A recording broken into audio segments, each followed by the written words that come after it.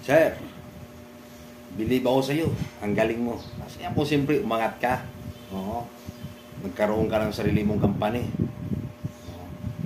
Tapos, dito ka nagkakamali. Alam mo bakit? Dahil umangat ka na, ngayon titipirin mo yung mga tao mo. Bibigyan mo ng dalawang uniforme. Welder kami.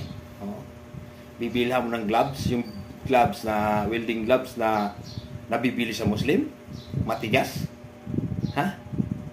manipis, mainit sa kamay, sipin mo may yan. Tapos isa pa, dapat may designated driver ka dito sa company mo, sa ano mo, sa site mo.